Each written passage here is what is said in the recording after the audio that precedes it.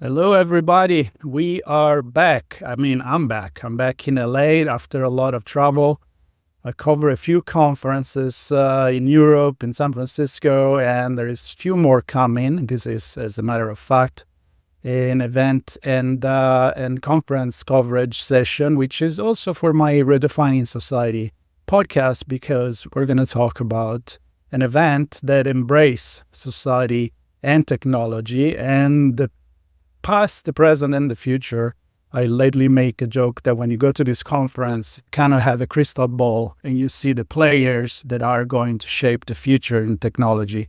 And unfortunately, I didn't make it to this event, but I just promised once again to François here on the show that I will make it next year. And I'm talking about Viva Tech in Paris. We spoke before the event, François, and we're going to talk about what happened actually during the event. It was about a month ago, but never late to talk about something successful. So welcome back to the show. It's always great to have you, a French person, an Italian, talking about technology and society with our accents. It's always entertaining. So welcome back, François. Yeah, hello everyone, and thank you, Marco, for the invitation. I'm so happy and so glad to be with you today. Always a good time and an opportunity to learn about, like I said, what's going on in the world of technology. So I would love for the people that haven't heard you before, I do encourage to listen to the episode that we recorded before the event. Again, that was about a month ago. But a little bit about yourself, a little bit about Viva Tech, and then we can go into memory lane, even if it's fresh memory, I believe. Yeah, but it's an opportunity because we had this chat a few weeks ago, and now we are able to discuss about what happened at Viva Tech 2024, and it's a great success. So first of all, what is Viva Tech? Viva Tech, it's a 4-day event in Paris every year. And the purpose of Viva Tech is to bring together at the same table all the stakeholders of innovation from a B2B point of view.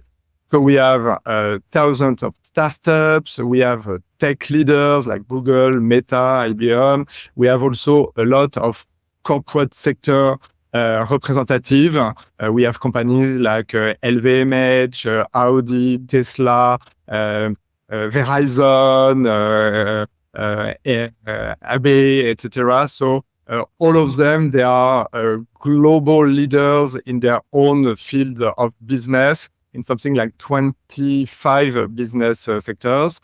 And we have also public sectors with something like 40 pavilions, national pavilions. So all of them, what they do, and investors, of course, all of them, for 4 days, there's a kind of World Expo, about tech, digital startups. And today, Viva Tech, it's the largest event in Europe. So this edition was a great success, and I'm not the one who says that. It's the media and hopefully the attendees and the partners. Just to give you an idea, this year we have welcomed more than 155,000 people coming from 120 countries. So basically, the world of innovation met at Viva Tech, and it was great because everybody was talking about, of course, AI, also sustainabilities. We had thousands of exclusivities in innovation. It was very lively. Sometimes people you together because they don't agree, and I think it's great to have also this kind of debate. And we had the opportunity to have amazing debate with people like Elon Musk, John Kerry, Robin Lee from Baidu. So it was great. Honestly, it was a blast. I love to hear that. And I remember on our past conversation, the one before, we were talking about the reference to the historical international trade fair, like the famous one in San Francisco, New York, and in Paris as well. There's been there where people were just displaying the new technology that at the time could have been maybe Edison with the light bulb, or Tesla with the current. the electricity. And now I get the feeling that at a place like that, the Viva Tech, you have that excitement. And I think the formula for the people that didn't, again, hear the other conversation or that haven't been there, you have a dedicated portion of the conference, of the show, for the B2B, like all the startup and the investors, the business, and then you open for everybody that wants to know what's going on with technology. So I love that formula. Can you tell me a little bit more what happened during those days and what is different? What's the vibe that is different? Yes, I think it's something we are very proud of because I think it's quite unique. So we are a B2B event, so usually it's just for international buyers. They want to know about how they will make digital transformation of their companies, and you are a startup, you want to meet with investors to get a lot of cash, etc. So this is the case for 3 days. And then on the last day, on the Saturday, we open the doors to general public. So for kids, students, senior people, and everybody, your mother, my father, your brother, etc., your family, etc. And I think it's a very important moment. First of all, for us, it's a commitment because we have the conviction that tech, it's not just for the tech expert, it's for everybody because the life of everyone is impacted by tech. So if we want people to understand, if we want people to be in responsibility and empowered with tech in their life, in their job, in society, in democracies, and also with the environment, we have to make it accessible. Otherwise, they will be scared, they won't understand. So first of all, it's a way to tell everyone, okay, guys, don't be afraid of tech. Come at Viva Tech, see experiences, talk with the startuppers, and then you can make up your mind. So first of all, make it accessible. Secondly, it's a moment very important because a lot of people think that they cannot find a job in tech or in digital. And this is the case very often for, especially for women. We have a big issue with inclusion in tech, but also diversity. And so also this day, the Saturday, we open the door to people who usually consider that tech is not for themselves. So we have something great, especially for women. There is an initiative that is called 100 plus 100. So we have 100 successful business women in tech. So CEO, founders who have proven their ability to run business and their success and who are inspiring. And for one day, they take with them a young girl, a teenager, and they will spend the day all together, going to conferences, meeting people, meeting innovators, startups. And so it's a way, to share the flame and to attract this kind of young people, young talent to tech. So the second very important thing, as I said, it's about HR and talking about job. And the third thing is the fact that we want to adapt the program to a general audience. So for instance, this year, we had a very important focus on gaming with a competition of League of Legends, corporate League of Legends competition, with a lot of streamers at Viva Tech. So I think it's very lively. It's a celebration. We have cosplay and everything. So it's very unusual for a B2B event. But I think everybody like it at the end of the day, especially the tech leaders, because this is the only moment in the year where they have this possibility to discuss with everybody and not just, the people in the Silicon Valley or in incubators, etc. So I like it very much. It's a big challenge for everyone, but I think it's like it's more than the cherry on the cake. It's a big part of the cake, and we are very happy with it. And I love your energy on this, and I love the formula because, as you know, in my show in Redefining Society, I always bring the concept of we cannot just follow the blinking lights and the funny noises, and we can't just do technology. We shouldn't do technology because we can. We need to do it with a purpose. So the only way that you can do this is to actually feel the pulse of society, of the real people that are going to use it. It may be the one that say, why is somebody not inventing this? Why don't we have this? I mean, I say that all the time. Every time I need something, I'm like, why somebody doesn't invent it? But then when you put this together and you put diversity, which is very important, you then inspire the younger generation to do the technology, to create the technology that is going to serve us. Talking about that, you mentioned AI, of course. Everybody talks about generative AI and all the important things that are happening in every field from, even just in the healthcare department, the innovation with AI is incredible. Was this at the center of attention as much as you would expect, or your attention was driven towards even other technologies that maybe you didn't think they were going to be so interesting? I think that what we tried to do, we tried not to only talk about AI itself, because we had the feeling that it had been done for 2 years and it was not exactly the purpose.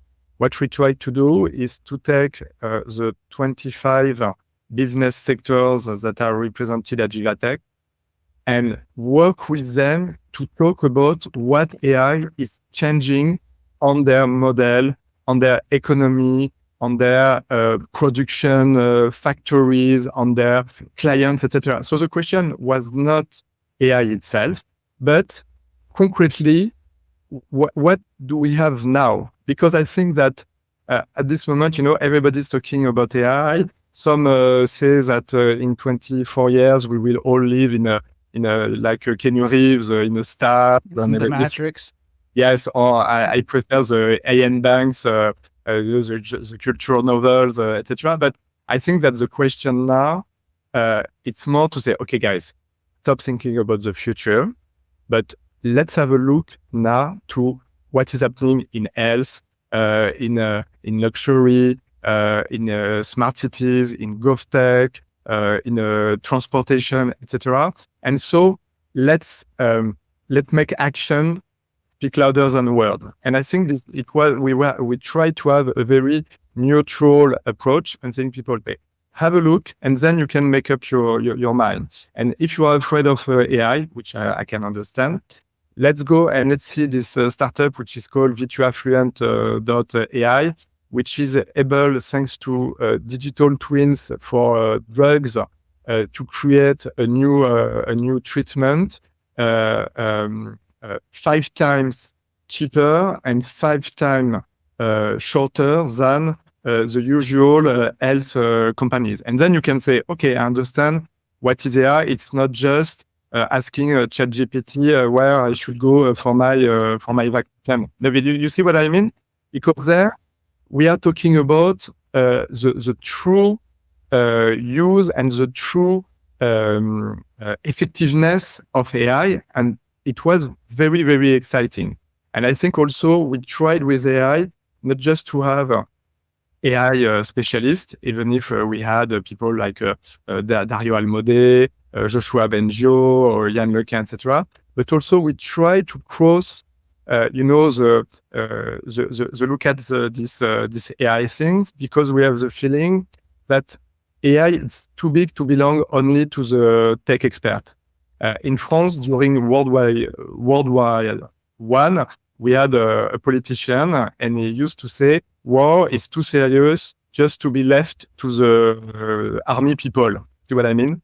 And we have the feeling that AI is the same thing. It's great to have tech leaders, but it's also very important to have a political side, the media, because, everything is changing. Also the general public, the artists, the sociologists, etc., because it's everyone. And we have the feeling that the more people will be involved at this moment on AI construction and building, the better it will be for everyone. So this is why we have tried to do at Viva Tech. And I think it was a very specific flavor for this year, and we hope for the debates about AI. So open discussion as much as possible, and concrete to avoid fantasies and everything. Yeah, absolutely agree. First of all, you said it. A lot of people refuse it without even trying it. They're like, no, I don't like it. Well, have you tried it? Do you even understand what you don't like? What you say you don't like? So it's kind of like that situation. And then the idea that is a tool, right? So it's an application. It's a big revolution. It's a huge change in our society. And A, we can't stop it. B, we can't drive it. But we need to know the potential, and we need all, like you said, to be involved. So these events are important. When you walk in there after an entire year, because I know how it works with conferences, you finish, maybe you take a little vacation, but then you start planning for the next year. And I feel when you are finally present through the days of the event, you probably look at things and you have ideas for what's going to happen, like what would I like to do? What I would have done better, or would have done different? What did inspire you and your team? What have you learned maybe from this event that maybe you want to apply to the next? I think that what we have learned is the fact that the more creative we are about content and the more collaborative, the better for everyone. I'll give you an example. This year we had a dedicated pavilion that we co-built with a European retailer, which is called Fnac. You don't know them in the US. They are specialized in books, cultural goods. And so we said, at Viva Tech, we have a lot of people, of course, who are crazy about tech, etc. But many of them also are crazy about the tech culture. Many of the speakers have written books, and it would be great to have a paper at Viva Tech. And so I love that. Yes, the pavilion that we built with them, it was like a kiosk for the speakers to come with their books. And it was possible for them to sign for the people, and it was an amazing success. And I would say it was very emotional. For instance, we had Yann Lequin, from Meta, Yann Lequin. I don't know how you say that in English. The specialist in AI, and so he was here with his books, and we had 1 hour queue for people coming with their book and having the book signed by Yann Lequin, and people talking and saying to him, Yann, with this book, you changed my life. And I think this is what we like at Viva Tech. We want to show that when we are talking about tech, digital, innovation, we are talking about people, the innovators, the end users. And at the end of the day, it is why we create an event, because we want people to meet and to live something special. So this kind of thing, and I will be 100% honest with you, when we started to do that with Fnac, in fact, it was more because we had a place that was empty, and we said, what can we do? It's too late. Mm-hmm. And now we say, wow, we have found like an Easter egg, and we want to do it more. And I give you another example. This year, Elon Musk, he wanted to come at Viva Tech, but he couldn't for a very personal and important reason. But he insisted to participate live with a stream. And I was like, yeah, but I don't really like it. It's not good for the people in the audience. And then he said, but what I want to do, I don't want to do a speech or a keynote. I just want for 1 hour to take live questions from the attendants. And so it was a very special place with 4,000 people. We had Elon Musk on a big screen, and when everybody was set, we said, okay, if you want to ask a question to Elon Musk, just get up, queue, and as long as we will have time with him, we will take everybody. And the question was not filtered, so it was completely live. And Elon Musk, you can like it, you can not like it, but what he did for 45 minutes, it was amazing because he answered all the questions. And I can tell you, some of them were very tough. And this is this kind of moment of truth that we like to propose and to provide at Viva Tech, among networking, businesses, etc. But this is something this discussion with Elon Musk, it was something very special, very unique. Yeah, I'm gonna finish our conversation because we always go there. Like, one reason I love to talk to you and is that you're not just here to promote the event; you're actually passionate about all of it. I mean, I just love it. You gave me two examples that make me think that they are a way to bring traditional formats like books, for example. You were like, people was bringing their real book. So all the fear of books are going to disappear. Well, I mean, people love the book, right? And then you say, well, Elon couldn't be there, but people would stand up, be present somewhere. Technology brought Elon there, but people were physically together. They were standing up, like if they were in a class or in a conference room, and make the question. So this goes to prove that technology, we can use it. It doesn't mean that it's going to completely change who we are. We can still make the traditional thing, but have other things. And I'll give you my own example. I was at the conference interviewing the CEO of a company, and he's like, you have to try I got this new notebook that it's pretty much a notepad, but it's all electronic, it's digital. And I'm like, why do you like this particular one so much? Say, because it feels like paper, like the pen. So again, yeah, you're like, she liked the idea that she was feeling the paper when she was writing, but she didn't have to bring, a huge book behind. She had all the memories she wanted all the way to archive it. It was really cool, but it was still connected with who we are. And I think that's the lesson. Maybe we won't find ourselves in the matrix. I hope not. Right? I hope the same, because otherwise my job would be less interesting, I can tell you. And I want to eat the real steak. I don't want the pill one. But if we are in the matrix, I want to be in the same world as you. Please, festival. So it will be fun. But I think this is something what you said a little bit earlier, and this is something very important for us at Viva Tech.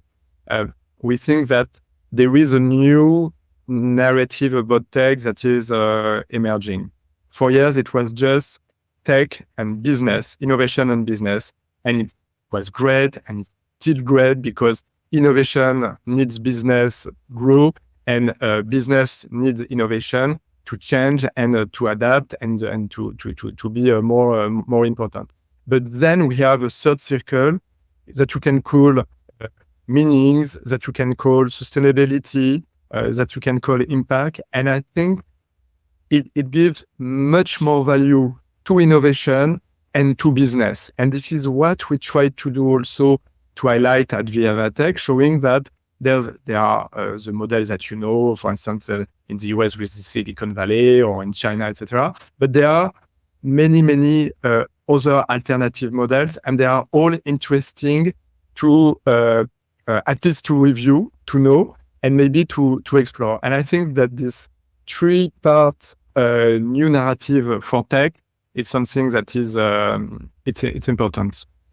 I love it. I love it. And I think that we will see more creative way to use technology in the things that we love to do every day, even the stuff that we like to do with our hands, and people can get creative and maybe give opportunity. Remote working, having the possibility to create models on computers. You don't need to be in the same room, but it's also giving opportunity to people to learn all over the world where maybe there is not the big university, and so we can now talk about the whole society. But what I know is that I really enjoy this conversation. I can't wait to meet you in person, I hope next year. And I want to give you 2 minutes for you to kind of like make a call to action for people that are listening to maybe start making plan to come to next year, like I am. First of all, I'm looking forward to welcoming everyone in June in Viva Tech. And I think that next year, what we try to do, we will try to have more surprises. And I think that with time, maybe the tech sector has lost a little bit of, the dream and the fantasy and maybe the crazy mind that used to be at the very, very beginning. And at Viva Tech this year, I met someone telling me something very interesting that I share with you all, saying that not because tech is just about 1 and 0, that it doesn't mean you cannot have poetry within it. And maybe it's time, and it was about, innovation, business, and impact, for instance, this new narrative. I think that injecting more and maybe again, poetry, not just like poem, like people saying blah, blah, blah, but you see what I mean? A romantic view. I think it's something that can be interesting. And I used to say that we are not candid, we are optimistic people. And this is something that, enough slideshow, business plan, investor sheets, etc. So let's put a little bit more of poetry because it's good for everyone. I like that. Well, I'm looking forward to that. And I think it gives me an idea to write a piece maybe about how we can be looking at the future, but retaining our way of being romantic, not in a romantic relationship meaning, but romanticism as music, as art, as painting, and all of that. And you take an Italian and a French to say that. I think not bad. French. No. Okay. All right, Francois, so good to have you. For everybody else, please listen to the prior conversation as well. Listen to this, make your plan for Viva Tech. I would love to see everybody there. And subscribe to my podcast, to the one about covering all the event, and Redefining Society. This will be on both channels. So thank you, everybody. Stay tuned. Thank you, Francois. I will see you next year for sure. Thank you. I hope so. Goodbye, everyone. Goodbye.